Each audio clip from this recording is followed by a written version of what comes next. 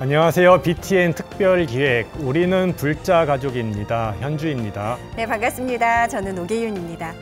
스님, 혹시 이 세상에서 가장 아름다운 단어 뭐라고 생각하세요? 글쎄요. 아름다운 단어라고 하니까요. 제일 먼저 생각나는 거는 사랑이라고 하는 단어가 사랑. 생각이 나고요. 네. 또 희망, 행복 이런 단어들이 생각이 나는데요. 사랑, 희망, 행복 뭐 다 아름답습니다. 하지만 오늘 제가 드린 질문의 답은 아닙니다. 안타깝네요. 영국의 한 단체에서요, 스님, 102개국 4만여 명의 사람들을 대상으로 조사했더니요, 가장 아름다운 단어, 과연 어떤 단어가 꼽혔을까요? 누구? 바로 어머니였다고 합니다. 예. 어머니라. 어머니라고 한 단어 안에는요. 사랑, 자비, 제가 아까 말씀드렸던 행복, 희망 이런 모든 단어들을 다 품고 있는 단어가 바로 어머니가 아닐까라고 하는 생각이 드네요. 네, 맞습니다. 그 어머니라는 한 단어 안에 무한한 사랑을 바탕으로 아이들의 미래를 희망과 그리고 행복으로 이끌고자 하는 그 어머님의 든든한 의지가 또 담겨 있지요. 자, 그리고 이 어머니에 이어서 꼽힌 단어들로는요, 열정, 미소, 또 사랑 같은 단어들이 손꼽혔다고 합니다. 어떻게 보면 스님, 이 시대의 사람들이 가장 절실하게 원하고 필요로 하는 것들이 아름다운 단어로 꼽힌 게 아닌가 하는 생각도 듭니다. 네. 우리 사는 세상을 부처님께서는 사바세계라고 표현을 하셨죠. 네. 오탁악세로 힘들게 사는 세계라는 뜻인데요. 예. 어머니의 자애로운 마음을 갖고 또 열정적으로 살아가면서도 또 한편으로는 그 여유로운 미소까지 아끼지 않는다면 한결 살아갈 맛이 나는 세상이 될 거라고 생각이 듭니다. 맞습니다. 이 시간 바로 우리는 불자 가족입니다. 역시 사람 냄새 훈훈하게 또 따뜻하게 느껴지는 이야기로 여러분과 함께 하려고 합니다. 참 잘하고 있어요. 스님 오늘따라 정말 멋지시네요. 우리 스님 법문 최고입니다. 이렇게 서로 격려하고 응원하면서 서로를 북돋우는 그런 따뜻한 시간으로 함께 꾸며보겠습니다. 방금 오계윤 아나운서한테 격려를 받으니까 정말 불끈 힘이 쏟아나는 것 같습니다. 우리 붓다외 가족 여러분들도 가까이 있는 가족분 또 친구들께 오늘 하루 힘이 되는 희망, 열정 그런 그 마음을 품어서 어머니와 같은 마음으로 따뜻한 미소와 함께 힘을 북돋아 주었으면 좋겠습니다. 네. 자, BTN 특별기획 우리는 불자 가족입니다. 오늘 두 번째 시간입니다. 오늘은 또 어떤 분들이 따뜻하고 진솔한 이야기들을 나눠주실지 무척 기대가 됩니다. 붓다의 가족이 되고 더 열심히 기도하게 됐다는 분도 많고요. 네. 그러면서 부처님 가피를 입었다는 분들도 참 많으시다고 제가 들었습니다. 맞습니다. 네. 스님. 울산에 계신 한 불자님께서는요, 자궁암 진단을 받으셨습니다. 그런데 부처님 가피로 완치가 되셨다고 하고요. 또 내가 받은 가피를 다른 사람들한테 회양하기 위해서 장애인들의 활동을 돕는 일들을 하고 계시다고 해요. 그리고 불교 발전을 위해서는 우선 BTN 불교TV가 발전해야 된다라는 말씀을 하시면서 붓다외 가입 신청서를 무려 10장 보내달라고 하셨다고 합니다. 와. 아니, 10분씩이나 건선을 하셨다고요? 그럼요, 네. 그럼요. 그게 가장 핫한 요즘에 그 원이시라고 해요.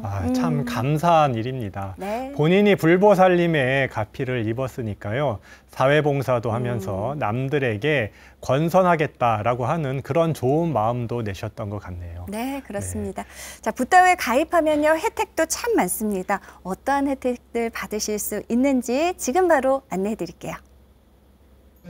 BTN 붓다외에 가입하시면 첫째, 화엄스님, 영인스님, 도안스님의 정성 어린 축원을 받으실 수 있습니다. 둘째, 개인의 서원을 담아 방송포교 후원 등을 밝혀드립니다. 셋째, 불국토상조에 가입하시면 특별한 할인 혜택을 드립니다. 넷째, 동국대학교 산하 5개 의료기관에서 의료비를 감면해드립니다. 다섯째, 강원도 인제 만해마을과 노인복지법인인 연꽃마을 산하 69개 사회복지시설을 이용하실 때 다양한 편의 제공과 할인을 받으실 수 있습니다. 붓다외에 가입하면 주어지는 혜택도 많지만 무엇보다 방송 포교야말로 부처님 법음을 세계로 전하는 최고의 방법이라는 것을 아시기에 정기적으로 후원금을 보시하시고 방송 보면서 ARS도 눌러주시는 거라고 생각이 듭니다. 네, 그렇습니다. ARS 누르는 거 어렵지 않거든요. 네. 나도 붓다회 한번 가입해볼까 하시는 분들, 붓다회가 대체 뭐지 궁금하신 분들, 스님 어떻게 하면 될까요? 어렵지 않습니다. 1855-0108번, 1855-0108번으로 전화 주시면 됩니다. 네. 참 쉽지요. 붓다의 가입 방법부터 궁금해하시는 모든 내용에 친절하게 답변을 해주시고 계십니다. 네, 185-0108번 지금 바로 전화 주시면 되겠고요. 또 신행생활 하시면서 궁금하시거나 또 남모를 고민이 있다 하시는 분들께서도 언제든지 저희에게 전화 주십시오.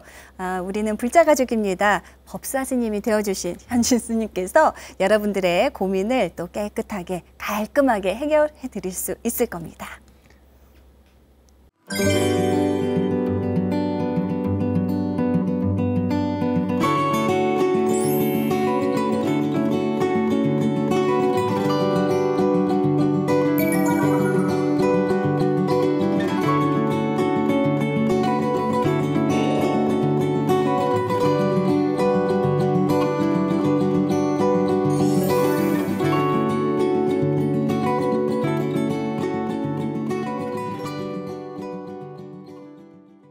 네, 그럼 오늘의 첫 번째 주인공 만나보겠습니다. 저 멀리 강원도 하천에서 먼 길 마다하지 않고 달려와 주신 분입니다.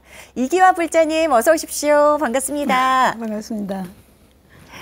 네, 보살님 자기소개와 함께 먼저 인사 한 말씀 해주실까요? 따로 뭐 소개해 드릴 것도 없는데 하천에서 나범 명상 예술원을 운영하고 있는 이기화라고 합니다. 불러주셔서 영광입니다. 네, 반갑습니다. 함께 해주셔서 저희가 감사드려요. 자, 우리는 불자가족입니다는 전국 각지에 계신 많은 부처님 제자들 또 우리 불자가족들과 함께 만나는 시간입니다. 이기화 불자님 계신 곳의 이름 앞서 좀 말씀을 해주셨어요. 나봄 명상마을, 어떤 곳인지 직접 소개 좀 해주세요. 예, 한 15년 전에 제가 살던 터를 정리하고 전국에 수행 공동체를 만들 수 있는 터를 찾으러 다니다가 네. 강원도 하천 땅을 보고 반해서 뭐 돈이 많은 형편도 아니었지만 그 땅을 사서 명상을 할 수 있는 그런 수행처를 만들자라는 생각으로 조성을 했어요. 네. 그래서 벌써 15년이 됐고 들어와서 이제 건물을 짓기 시작한 지는 4년이 됐네요. 예. 거기에서 1박 2일 아니면 뭐 3박 4일, 4박 5일 이런 기간에 명상을 할 수 있는 프로그램을 운영하고 있습니다. 다양하게 있나 봐요. 네. 혹시 나봄이라는 이름에 뭐 이렇게 엮인 어떻게 해서 이름을 짓게 되셨는지 사연이 있을까요? 네. 제가 이제 수행을 하다 보니까 외부에 관심이 쏠려서 살아가던 그런 방식과는 다르게 내면을 바라봐야 된다라는 생각이 있잖아요. 네. 그래서 나봄은 나를 바라본다라는 실제로 나를 네, 본다. 나를 본다라는 뜻의 명사화입니다. 그렇군요. 그런데 스님 이렇게 네. 너무 인자하고 평화롭게 말씀하시는 이기화 불자님께서 사실은 어렸을 때 산전수전 너무 어렵고 힘든 시절을 보냈다고 하시거든요. 그러신가요? 예. 저는 첫 인상이 굉장히 명상을 많이 하신 분이어서 이렇게 편안해 보이시다 이렇게 느껴졌거든요. 네, 어려움이라고는 안 보이세요. 네, 얼굴에 네. 표정에. 예. 자, 그런 분이 도대체 그럼 어렸을 때부터 좀 힘들었다. 그러면 이제 경제적으로 조금 불우하고 어려운 부분이 많으셨나요? 너무 이제 우리 집이 가난하다 보니까 언니는 초등학교도 졸업 못하고 식모살이를 하러 나갔고 오빠는 어느날 없어졌는데 양자로 보내졌다 그러는 거예요. 그리고 저는 너무 어렸기 때문에 남의 집 식모살이도 안 되는 거였기 때문에 엄마 옆에 붙어 있었어요. 그때는 아버지가 돌아가신 후였기 때문에 엄마가 유일한 저의 보호자였는데 엄마마저도 나를 버릴까 봐 버림에 대한 그 공포가 상당했었어요. 네. 그때 에피소드가 하나 있는데 시장에 가서 이제 음식물 그 부스러기를 주워 먹다가 그거조차도 없는 날은 배가 고프잖아요. 그러면은 훔쳐먹게 돼요. 눈에 보이는 게 다 음식이니까. 그렇죠. 그래서 그날은 떡을 훔쳐먹자고 친구들하고 작심을 하고 이제 떡을 훔쳤는데 도망쳐야 되잖아요. 도망치는데 6명이 도망쳤는데 나만 걸렸어요. 근데 어제도 다른 거 훔쳐먹다 걸렸거든요. 이게 달리기를 잘 못하니까 매번 걸리는 것 같아요.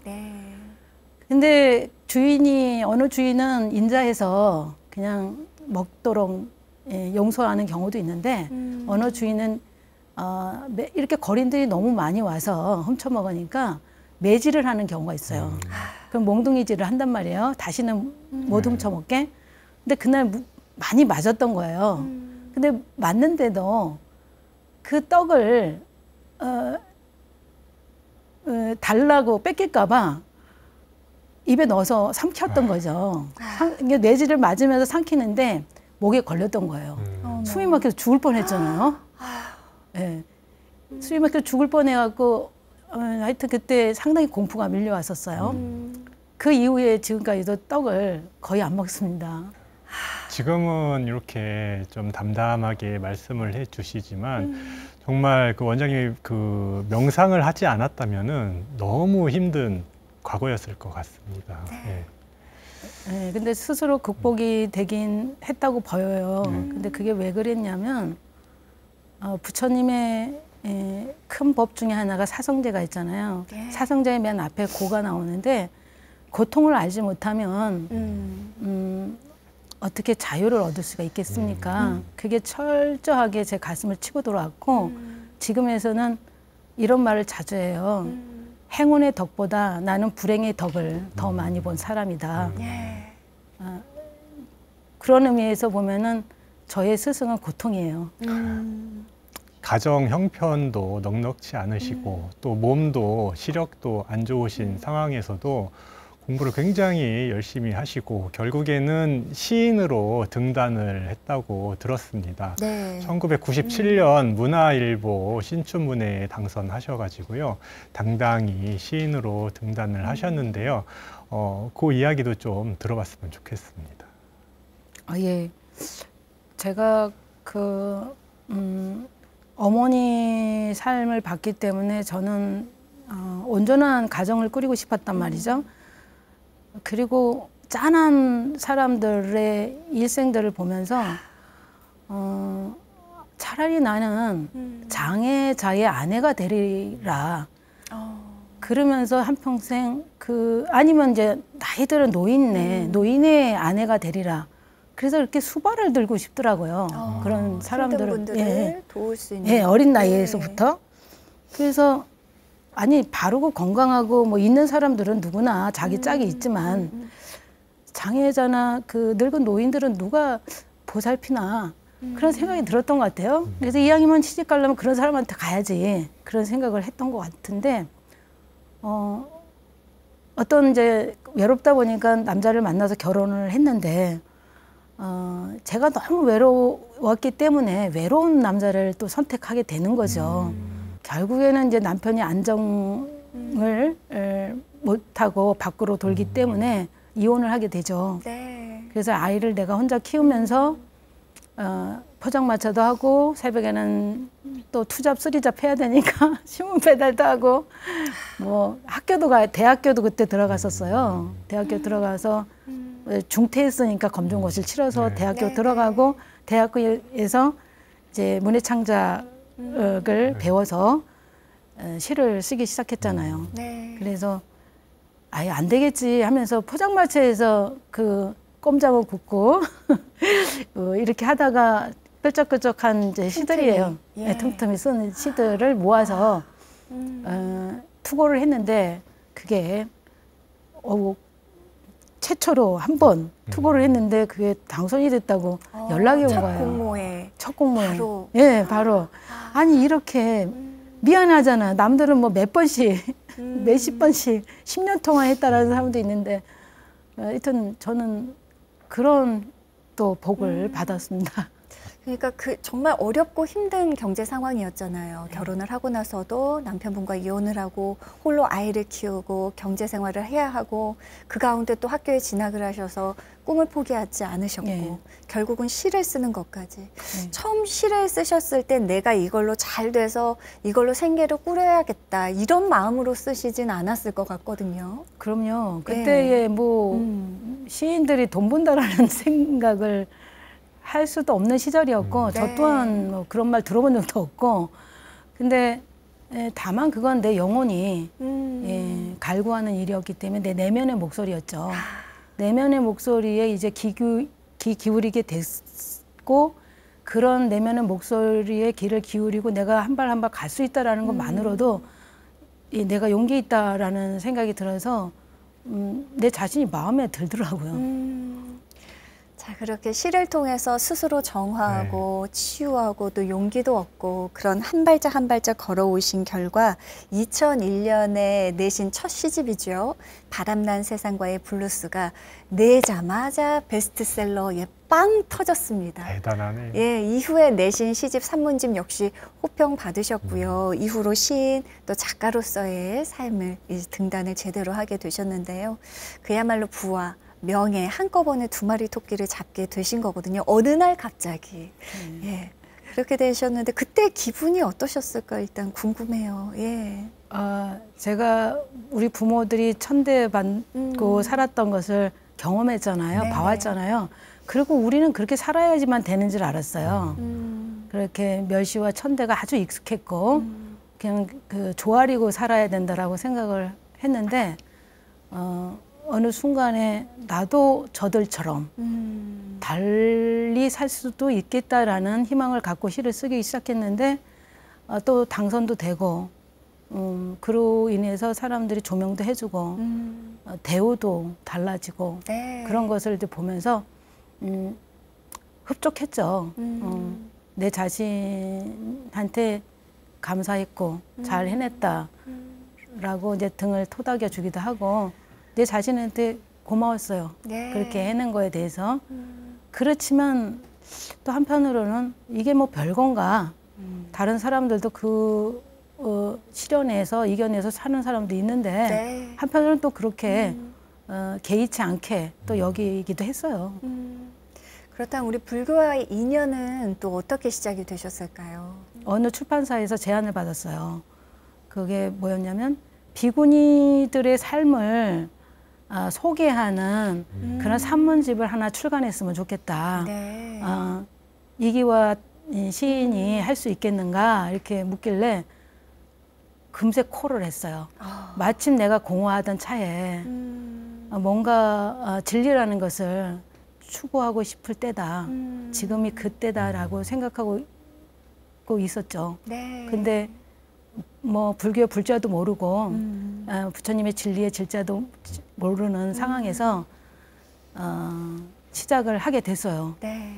자, 그렇게 또 많은 비구니 스님들의 그 삶을 또 직접 만나고 네.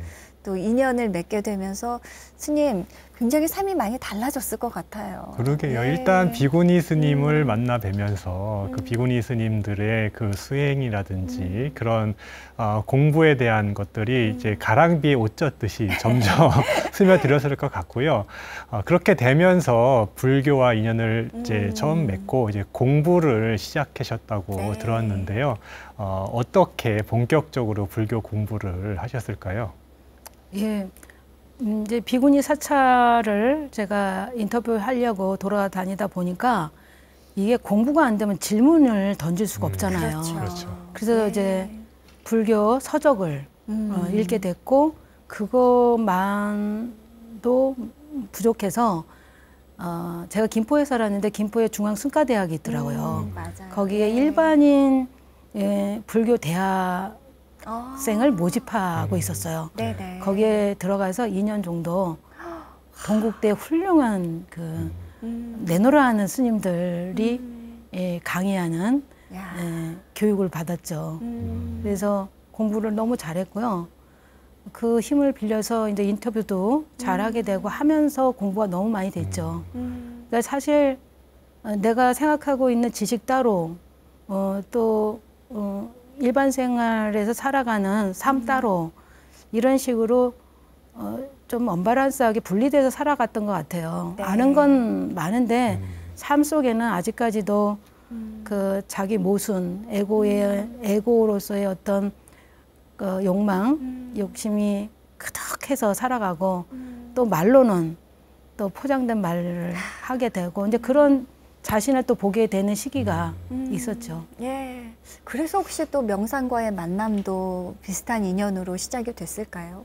예, 그 내 몸에 붙은 이제 탁기 그 오욕을 버리는 계기를 만들어야겠다라고 생각해서 수행을 몸소 해야 되지 않겠나, 머리로 하는 게 아니라. 실천을. 예, 네. 그래서 인도에 가서 인도 티베트 불교, 인도에 이제 망명온 예, 티베트 불교 사원이 많으니까 네네. 거기 가서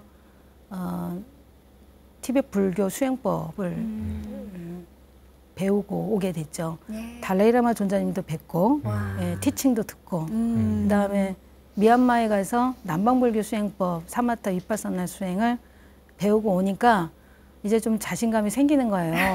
좀 자신감이 생겨요. 그래서 완벽하게 내가 수행을 다 한 다음에 사회에 환원하고 같이 나누려니까 그 길이 너무 요원하고 너무 시간이 많이 걸릴 것 같아요. 그래서 제가 용기를 냈어요. 부족하지만 그냥 좀 부족한 상태에서 같이 나눔으로 가자. 나도 공부할 겸 완벽하게 된 다음부터 한다는 게 언제가 될지 기약 없죠. 너무 멀 것 같은 거예요. 그래서 용기를 냈어요. 그래서 나범명상 마을이 조성됐고 나범명상 예술원이 운영되게 되고 있는 거죠. 네. 유년 시절 어렸을 때부터 굉장히 어려움이 많았는데 그거를 헤쳐나가고 이제 성장하는 그 성장시킨 그 힘이 불교 공부를 할 때도 그냥 일반 불교 대학 졸업해서 만족하지 않고 네. 더 크게 한 걸음 나가서 그 명상을 직접 실천하는 그런 걸로 이어지지 않았나 저는 생각이 들고요. 예. 우리 원장님 말씀 들어보면은 정말 보살로서의 삶이 저런 삶이 아닐까라는 게 맞습니다. 느껴졌습니다. 예. 네. 특히 저는 머리로는 내가 잘 알고 있는데 이거를 또 삶과는 분리가 돼서 머리로 알고 직접 실천이 안 되는 스스로를 들여다보고 또 구체적인 실천을 적극적으로 개진하셨던 부분이 너무 존경스럽고요. 어떻게 이런 분이 우리 불교계에 이렇게 인연이 되셨을까? 붓다회 덕분이죠. 아유, 감사합니다. 네, 감사합니다.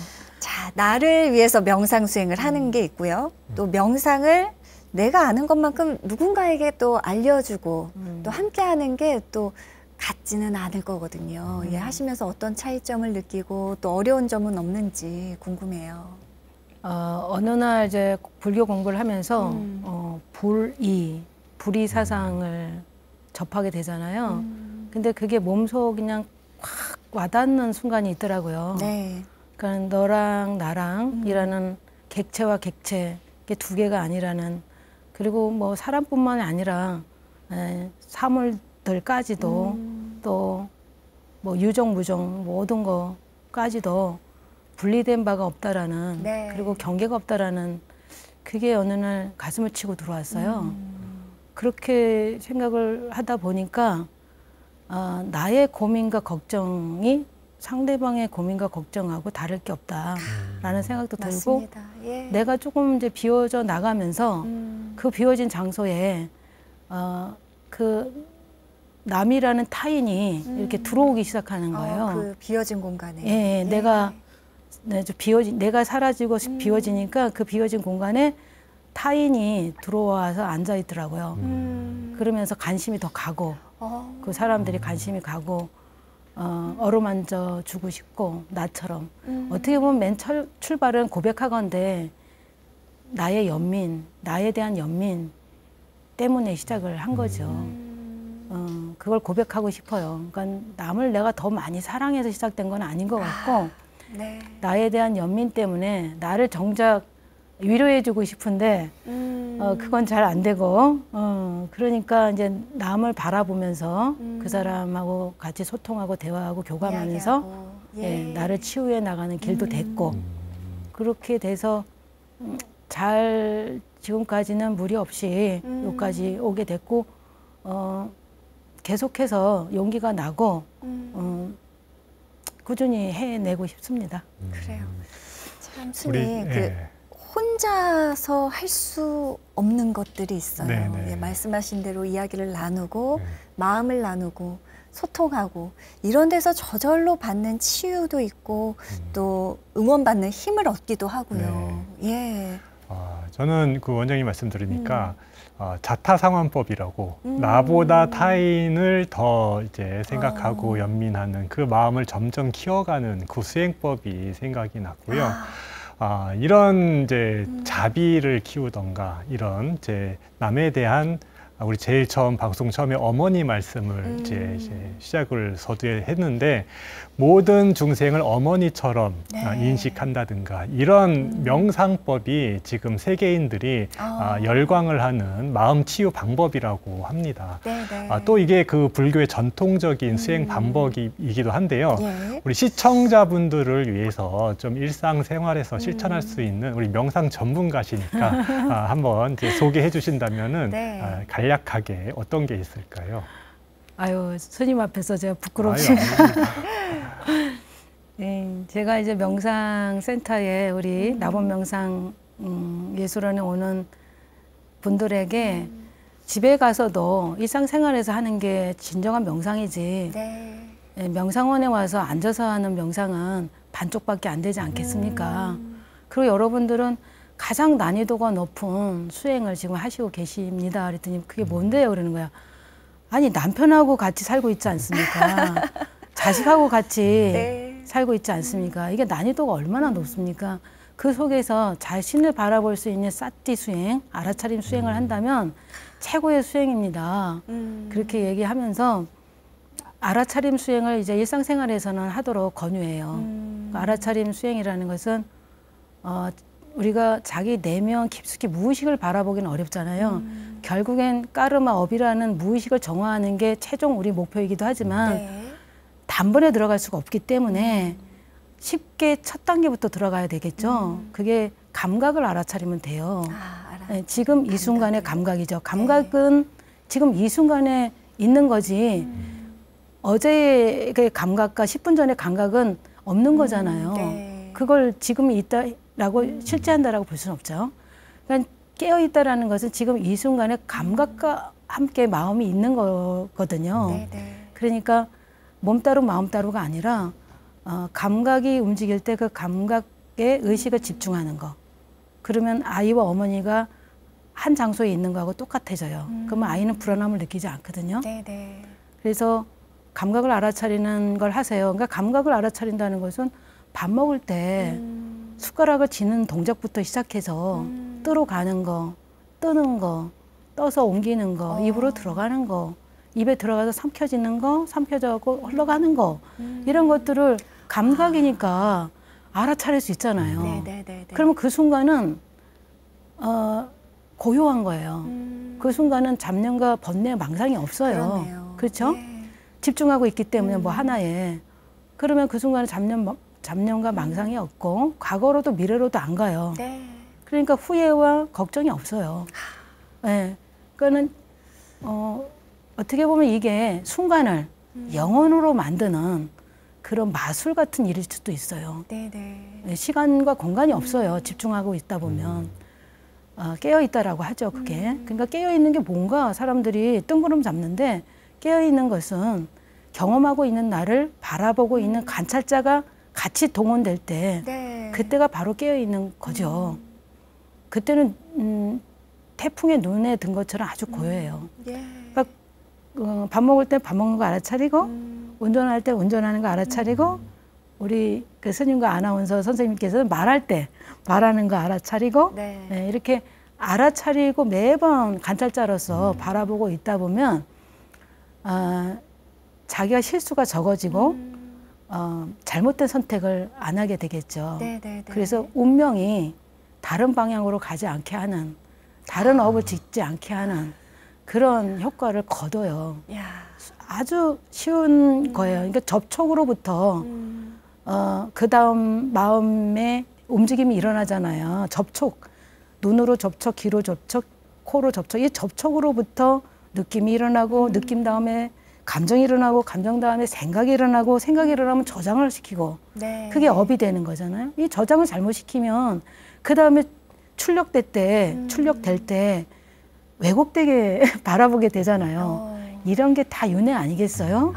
네, 이런 게 윤회죠. 스님 네. 진짜 그러니까 또 한 분의 스님을 모시고 계시는 느낌이 들 정도로 네. 저는 말씀을 들으니까 능엄경에 나오는 관세음 보살님이 수행하시는 익은 원통, 귀를 듣는 거를 통해서 이제 그 알아차림을 통해 가지고 네, 능엄선하는 그거를 정말 현대적으로 알기 쉽게 설명해 준 게 아닌가 싶은 생각이 들었습니다. 네. 네. 근데 사실은 이게 말씀은 알겠는데요. 네. 이제 저 같은 사람들은 네. 유지가 굉장히 짧은 시간만 됩니다. 이게 조금 길게 가려면 네. 그새 이제 떠오르죠. 다른 생각들이 떠오르기도 하고 때로는 이렇게 느끼고 알아차리려고 하다가 좀 멍 때리게 되기도 하고요. 이게 좀 어려워하는 분들은 없는지 또 그런 분들에게는 어떤 조언을 해주시는지요? 예, 이때는 좀 무식하게 대답을 드려야 됩니다. 뭐라고 얘기해야 되냐면 자전거 못하는 사람이 자전거를 한 번에 잘 탈 수 있는 방법을 가르쳐달라 그러면 누가 그걸 가르쳐주냐. 네. 예, 몇 번 타야지, 여러 번 타야지, 더 타야지 이렇게 얘기할 수밖에 없잖아요. 그렇네요. 그런 것처럼 횟수를 많이 해서 훈련을 할 수밖에 없어요. 그래서 부처님 경전의 맨 뒷자리에는 수행품이 항상 네. 들어있잖아요. 예. 자기가 생각하고 머리로서 하는 것은 망각될 수도 있고 왜곡될 수도 있고 자기 게 안 될 수도 있어요.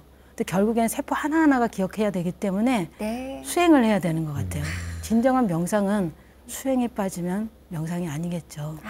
명심하겠습니다. 우리 프로그램이 제목이 우리는 불자 가족입니다. 그래서 우리 공통적으로 드리는 질문이 있는데요. 우리 이기화 원장님께서는 언제 불자로서 가장 자부심이 드는지 그게 좀 궁금하네요. 제가 사물을 보거나 대상을 바라볼 때 옛날 같이 바라보지 않는다는 거예요. 옛날에는 뭐 소유욕으로 바라본다든지 뭐 성공해야 된다, 이게 더 가치롭다, 저게 더 가치 있다. 그 세상이 만들어 놓은 욕망의 구조나 그 가치 패턴으로 내가 살아갔는데 지금은 부처님 깨달음에 가까이 갈수록 그런 이제 고정적이고 추정적인 그 행이 아니라 정말 본성이 뭔지 그거 하나만 가지고 등불을 밝히면서 가게 된 것이 이런 방송 매체를 통해서 얻게 된 덕이 아닌가 생각을 합니다. 네. 마지막으로 우리 그 이기화 원장님 불자로서 어떻게 살아가고 싶은지 그 원력도 한번 듣고 싶습니다. 원력이라고 할 거는 없는데요. 언제부턴가 이 목적을 정해서 진행되는 것은 옛날처럼 또 뭔가를 추종하게 되고 욕심을 내게 되니까 지금 이 순간을 영원으로 만드는 깨어있게 되는 그런 거에 몰두하고 싶고요. 그게 이제 저의 삶의 전부가 된 것 같고 뭐 좋은 일 한다는 생각 없이 좋은 일을 한다? 뭐 선행이라고 생각하지 않고 그냥 행한다? 행함이 없는 행함을 하겠다? 이 정도로 얘기를 드리고 싶어요. 네. 오늘 귀한 걸음 해주신 우리 이기화 원장님께 스님께서도 또 축원의 한 말씀 해주시죠. 제가 축원까지야. 굉장히 힘든 이제 시절을 통과하고 그거에 반하게 지금 명상과 수행을 통해서 굉장히 그 마음의 평화, 안정을 이제 마치 부처님 감로와 같은 달콤한 이제 뭔가 일종의 깨달음, 작은 깨달음을 얻으셨다고 제가 보입니다. 그래서 앞으로도 큰 성취, 수행의 성취 있기를 기원드리면서 수행의 마장 없기를 또 다시 한번 기원드리겠습니다. 예, 아유 스님 말씀 감사합니다. 감사합니다. 무엇보다 우리 보살님 오늘 함께 해주셔서 너무 감사드리고요. 앞으로도 가지고 계신 깨달은 그 모든 것 많은 분들과 함께 나눌 수 있길 저희도 함께 응원하겠습니다. 네, 고맙습니다. 감사합니다. 네.